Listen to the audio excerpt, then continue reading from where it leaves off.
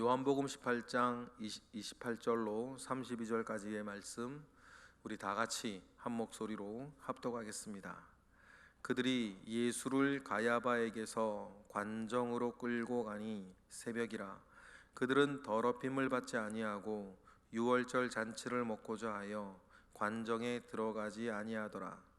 그러므로 빌라도가 밖으로 나가서 그들에게 말하되 너희가 무슨 일로 이 사람을 고발하느냐?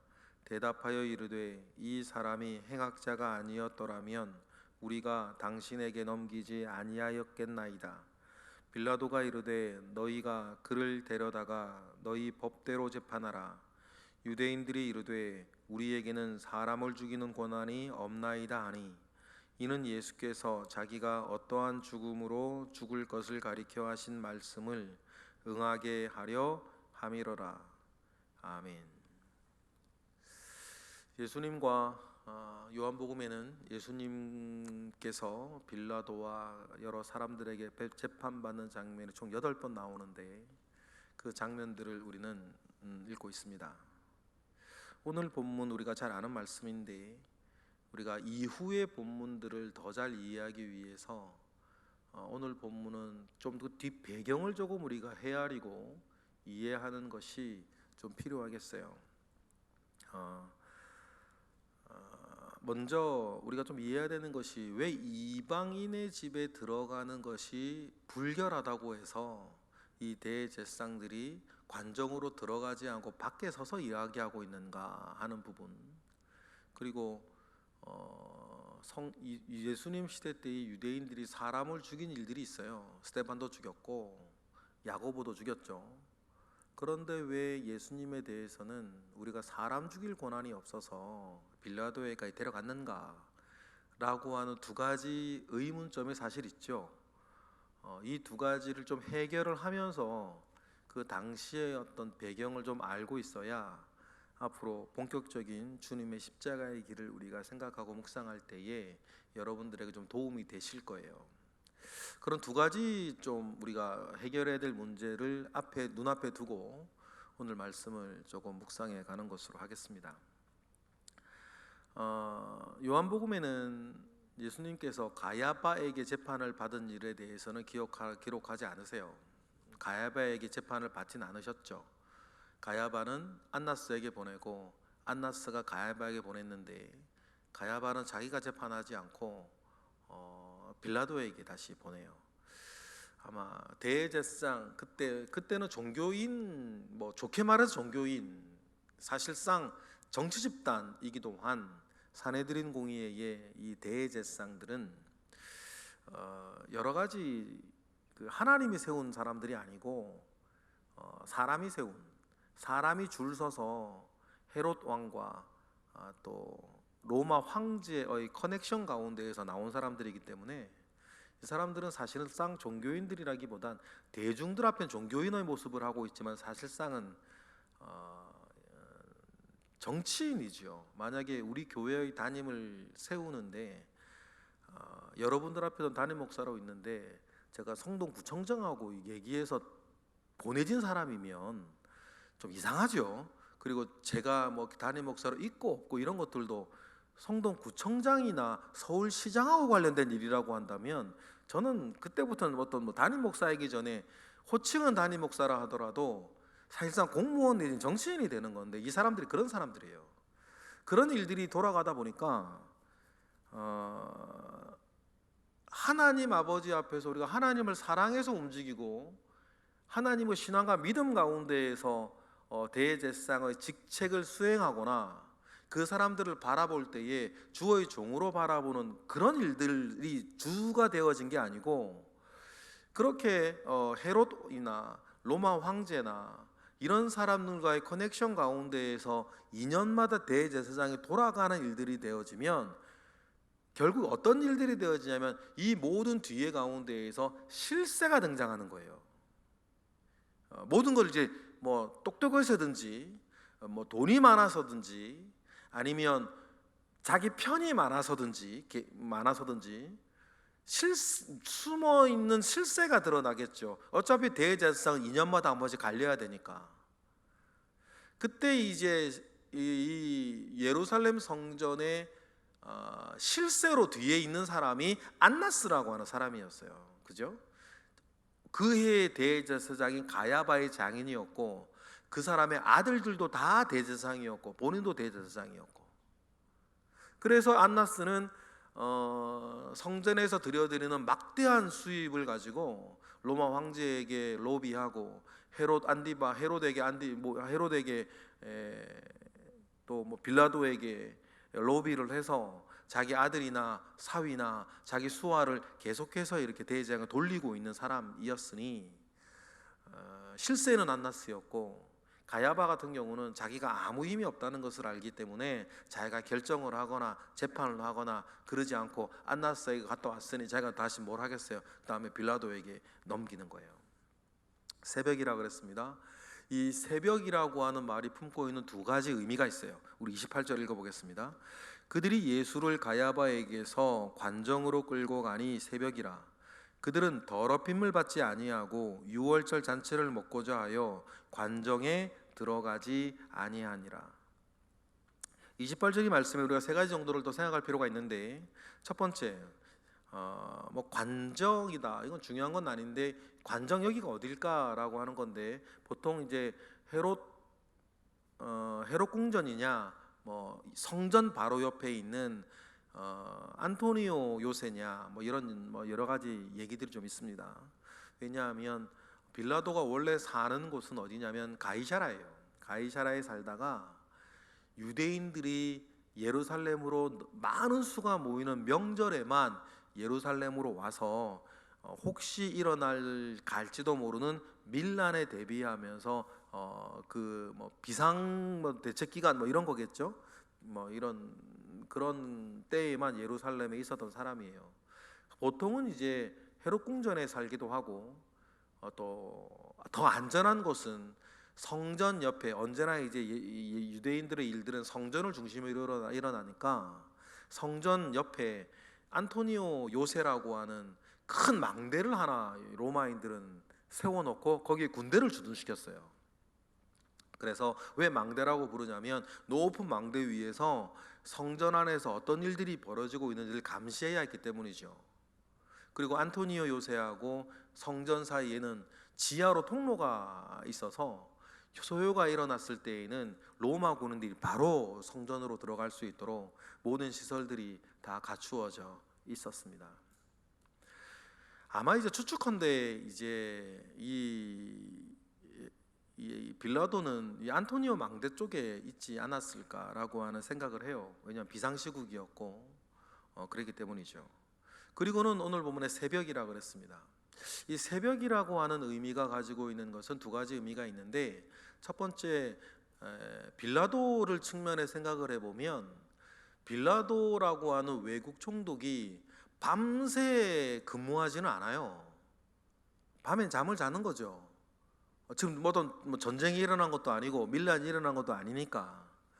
그런데 새벽에 빌라도가 깨어 있는 거예요.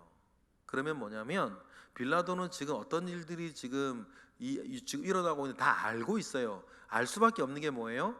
예수님을 체포하러 가롯 유다가 대제사장 사람들과의 뭐 경비병들하고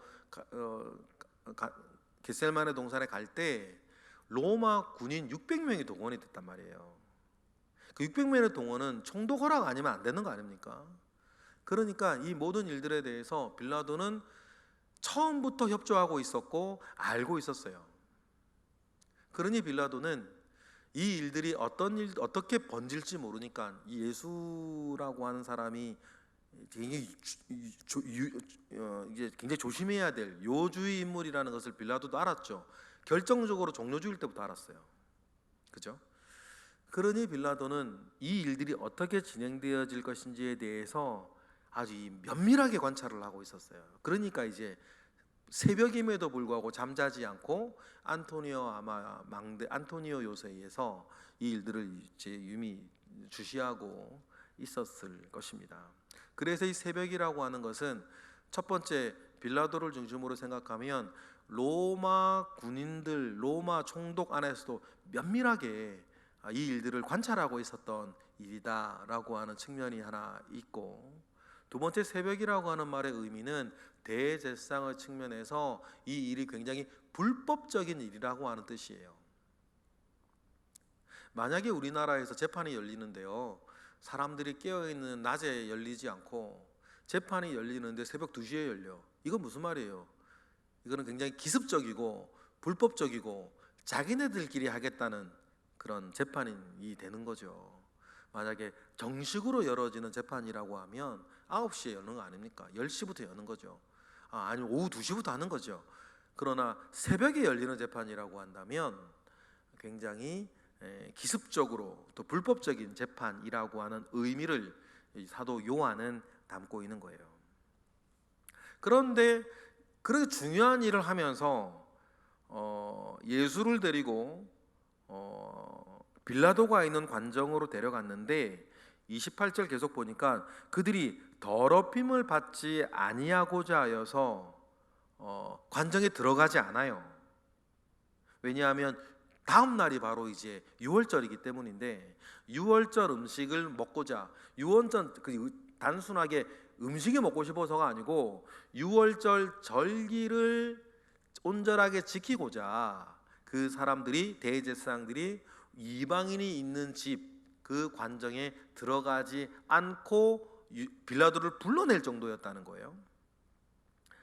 이게 무슨 말인가? 우리가 다른 성경에서도 왜 유대인들은 이방인의 집에 들어가는 것을 그렇게 조심스러워하고 싫어했는가? 그래서 베드로가 고넬료의 집에 갈 때라든지 아니면 예수님 때에도 그런 일들을 굉장히 조심하게 했던 부분도 왜 그랬냐를 좀 우리가 알 필요가 있을 것 같아요. 그때 이 유대인들은 이방인의 집에 대해서 이런 생각이 있었어요. 미시나라고 하는 그 당시에 유대인들의 교훈집에 보면 어떤 얘기가 있냐면, 이방인의 집이 불결한 이유는 다음과 같았기 때문이다 라고 하는 이유가 밝혀져 있는데, 이방인의 집에 들어가는 것이 왜 불결하냐면, 유대인들이 가지고 있는 미슈나에 이런 얘기가 있어요. 이방인들의 낙태 때문이라고 얘기를 해요. 지금처럼 의학이 발전하지 아니하였던 그 당시에 유대인들이 보기에 이방인들은 낙태를 해서 그 시신을 하수구에 버리는 일들이 매우 자주 있었다고 그래요. 이게 사실인지 아닌지는 잘 몰라요. 유대인들 미시나에 그렇게 기록되어 있다는 거죠. 그러니 이방인의 집에 들어가는 것은 죽은 사람의 시신으로 자기를 더럽히는 일이다 라고 미시나에 기록되어 있어요. 그러니까 그래서 이방인과의 접촉과 또 이방인의 집에 들어가는 것은 죽은 시신으로 자기 몸을 더럽히는 일로 유대인들은 알았기 때문에 이방인과 접촉하는 것, 특별히 이방인의 집에 들어가는 것을 유대인들은 굉장히 싫어했어요. 이건 여러분들이 앞으로 성경을 읽을 때 상식으로 알고 계시면 돼요. 그러니 성경 모세의 율법을 보면 시신과 접촉한 사람은 7일 동안 부정을 해요. 7일 동안 부정해서 어떤 거룩한 예식에 참여할 수 없고 다른 유대인들과 접촉할 수 없게 되어진단 말이에요.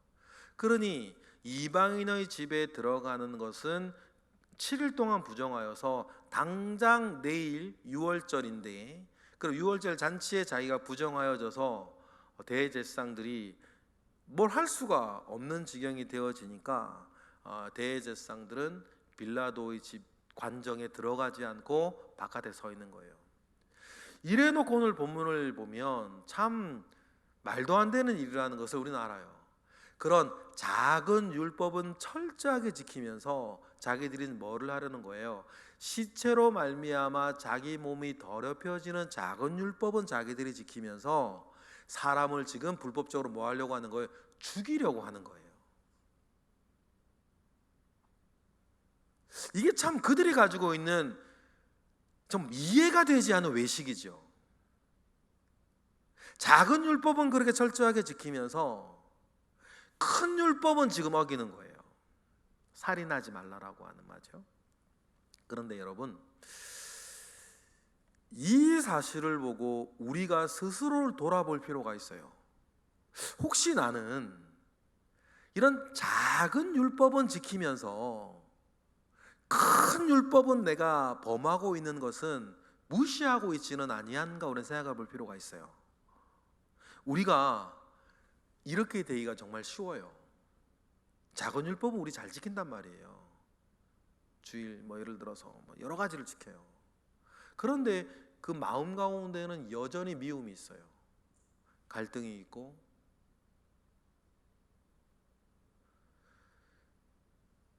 내 몸 밖으로 드러나는 일들에 대해서는 체면이든 무엇 때문이든 나 자신을 지켜 나아가면서 내 속으로는 모든 것을 하나님 아버지 앞에서는 모든 것을 아시는 하나님 아버지 앞에서 내 마음과 생각은 잘 지키지 않는 것을, 지키지 않는 나 자신을 내버려 두는 경우가 있단 말이에요. 대제사장들이 이렇게 하고 있는 가장 큰 이유는 살아계신 하나님에 대한 의식이 없기 때문이에요. 하나님이 살아계시다는 것을 알면 이들이 이렇게 하지 못할 겁니다. 우리도 마찬가지라고 생각을 해요. 하나님이 살아계시다는 것 누가 모릅니까? 그런데 분명한 건 여러분, 하나님이 살아계시고 이 모든 것을 알고 계시고 내 중심을 보고 계신다라는 것을 우리가 알 때에 어쩌면 내 마음을 그렇게 내버려 두지 않을 수도 있어요. 내 혼자서의 나의 삶을 그렇게 내버려 두지 않을 수가 있어요. 다른 사람에게 들키지만 않으면 되는 겁니까? 그럼 하나님은 어떻게 해요? 여러분, 이러한 살아계신 하나님 아버지 앞에 내가 있다라고 하는 의식, 그 믿음을 우리가 분명히 가지고 살아가야 될 줄로 알아요. 그리고는 요즘 유행하는 내로남불이라고 하는 그런 어떤 말처럼 다른 사람들의 것이나 눈에 드러나는 작은 것들에 대해서는 이 사람들 좀 철저하게 지키면서 지금 내 마음에 있는 욕망과 미움과 다툼과 갈등과 부정에 대해서는 우리가 눈 감고 살아가는 함정에 우리도 빠질 수 있다라고 하는 사실들을 늘 기억을 하고, 여러분, 다른 사람에게는 관대하게, 나 자신에게는 엄격하게 여러분 사시는 것이 굉장히 중요해요. 우리가 뒤바뀌어 있을 때가 참 많아요. 자기 자신에 대해서는 이해하고 다른 사람들의 어떤 눈에 거슬리는 거에 대해 막 얘기하는 거예요. 여러분, 그러면 공동체가 깨지고 하나님 앞에 외식하는 자가 될 것입니다. 여러분 꼭 기억하시면 좋겠어요. 나에게는 엄격하고 다른 이에게는 관대하셔야 돼요. 이것이 여러분 뒤바뀌시면 안 됩니다. 늘 그렇게 사세요. 영적으로나 육적으로나 다른 이에게는 관대하셔요. 그게 옳습니다. 대신 나에게는 엄격하셔야 돼요. 지금 이 유대인들은 예수님을 데리고 간 대제사장들은 이런 모든 이야기에 대한 의식이 아예 없어요. 없는 이유는 한 가지, 근원은 뭐냐면 하나님이 살아계시다는 의식이 없어요. 그 종교 시스템만 있는 거죠. 우리는 이런 함정에 빠지지 않기를 바랍니다. 그리고 28절, 29절 이하로 보면 이 모든 것을 빌라도는 다 면밀히 관찰하고 있어요. 그런데 묻죠. 무슨 일로 왔냐고 물어요. 모른 척 하는 거죠. 모른 척 하는 이 빌라도의 질문에 대제사장들의 대답이 30절이에요. 무슨 일이냐라고 했는데 근거는 제시하지 못하고 이 사람을 반드시 죽여야겠다라고 하는 흥분만 있어요. 분노만 있어요. 무슨 일로 고발하느냐라고 하는 질문에 30절처럼 대답하는 거죠. 30절 읽어보겠습니다. 시작. 대답하여 이르되 이 사람의 행악자가 아니었더라면 우리가 당신에게 넘기지 아니하였겠나이다. 근거는 무슨 일, 이 사람을 나에게 고발할 근거가 무엇이냐라고 이야기하는데 이 사람은 어떤 죄를 지었다고 대제사장들은 말하지 않고 뭐라고만 얘기해요? 행악자가 아니었다고 넘기지 아니할 거다. 무슨 죄냐에 대한 이야기는 이야기하지 않고 이 사람은 범죄자다 이 얘기만 하는 거죠. 근거를 제시하지는 못해요. 제시할 게 사실은 없죠. 그러니 빌라도가 근거를 제시하지 못하니까 31절에 뭐라고 얘기합니까? 그러면 너희들 법대로 해라. 내가 들을 만한 근거를 제시하지 못하면 너희들 법대로 하라라고 31절에 빌라도가 얘기를 합니다. 그런데 꼭 요즘 유행하는 말, 답정너 재판 아니에요. 정해놓고. 그런데 이들의 대답은 뭐냐면 근거도 제시하지 못하면서 빌라도에게 데려온 이유를 뭐라고 얘기해요? 31절 읽어보겠습니다. 빌라도가 이르되 너희가 그를 데려다가 너희 법대로 재판하라. 유대인들이 이르되 우리에게는 사람을 죽이는 권한이 없나이다. 근거도 제시하지 못하면서 지금 대제사장 얘기들을 보면 근거도 제시하지 못하면서 우리에게는 사람 죽일 권한이 없어서 데리고 왔다라고 이렇게 이야기를 하니 무조건 뭐는 해야겠고 죽이기는 해야겠고 뭐는 되지 못하겠고 근거는 되지 못하겠고 그런 상황 가운데 예수님이 계시다라고 하는 사실들을 우리는 기억하셔야 될 것이에요.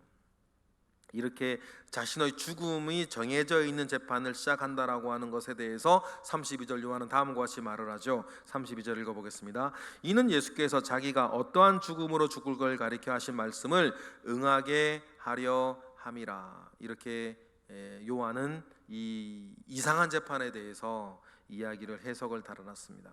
끝으로 그들은 스데반을 죽였어요. 야고보도 죽였죠. 예수님의 죽음과 얼마 차이 나지 않는 때예요. 1년도 차이 안 나는 때죠. 그런데 예수님에 대해서는 그들은 그렇게 스데반을 죽인 것처럼 아니면 야고보를 죽인 것처럼 그럼 죽이면 되지. 왜 예수님은 그렇게 하지 못하고 빌라도에게까지 데려왔을까? 이걸 생각할 필요가 있는데 유대인들이 사람을 죽일 수 있는 법적인 건 하나밖에 없습니다. 로마법 안에서는 통용받은 것은 뭐냐면 로마 군인이라 하더라도 유대인들이 죽일 수 있는 경우가 하나가 있는데 성전에 이방인들이 허락받지 않고 함부로 들어왔을 때에는 이방인을 유대인들은 죽일 수가 있었어요. 그 당시의 법에 로마 군인이 들어와서도 죽일 수가 있었습니다. 지금은 예수님은 그런 상황이 아니죠. 그런 상황이 아니면 예수님을 죽일 수 있는 유일한 방법은 돌로 쳐서 죽이는 거예요. 누구처럼? 스데반처럼. 그런데 돌을 들어 예수님을 쳐 죽이려고 하면 모든 것들이 공개적으로 진행이 돼야 돼요. 그죠? 모든 것들이 공개적으로 진행이 돼야 되는데 이 대제사장들은 이 모든 일들을 스데반 때처럼 공개적으로 진행할 수가 없어요. 왜냐하면 그들이 종료주의를 기억하는 거예요. 모든 사람이 그를 따르니 너희들의 모든 계획이 헛되도다 자포자기하고 있었던 대제사장들이었기 때문에 예수님이 이방인이라 성전에 들어가기 때문에 죽일 수 있는 것도 아니고 또 모든 사람들이 앞에서 공개적으로 죽일 수도 있는 입장이 아니기 때문에 그들이 죽일 수 있는 유일한 방법은 로마 총독의 권한을 빌리는 것밖에 없었던 것이 예수님의 입장이었다는 것을 여러분들 기억하실 필요가 있습니다. 그 외에 이제 죽일 수 있는 유일한 때가 로마 총독이 유대 지역에 있지 아니하고 로마로 출타 갔을 때 그때 분봉왕들이 사람을 죽일 수가 있었어요. 그런 일들은 뒤로 할 수도 있고 앞으로도 할 수 있는데 야고보는 그때 죽인 것으로 사람들은 생각을 합니다. 예수님을 생각합니다.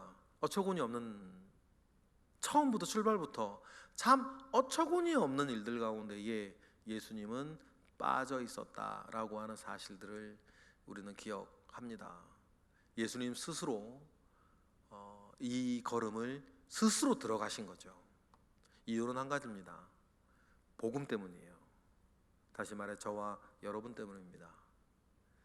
이 말도 안 되는 상황을 주님 스스로 들어가신 이유는 복음을 완성하여 우리 모두를 복음에 초대하는 것이다 라고 하는 것들을 우리가 기억을 하고 이제 본격적으로 시작되어지는 비아 돌로로사의 길, 예수님의 십자가의 길들을 묵상하시며 나를 향한 주님의 사랑을 더 깊이 누리시는 우리의 묵상들이 이어지기를 축복합니다. 기도하겠습니다. 할렐루야. 하나님, 은혜가 우리 가운데 있어서 주님과 함께 십자가의 길을 걷는 이번 주간 되도록 은혜를 우리에게 더하시옵소서. 월요일입니다. 우리가 세상에 나아가 삶을 살 때에 주님의 은혜가 또한 우리에게 많게 하시고 이 시간 드려지는 일천번째 예물들, 각 예물들이 가지고 있는 하나님을 향한 그 마음의 소원들 가운데 주님 은혜를 더하시옵소서. 예수 그리스도의 이름으로 기도드렸나이다. 아멘.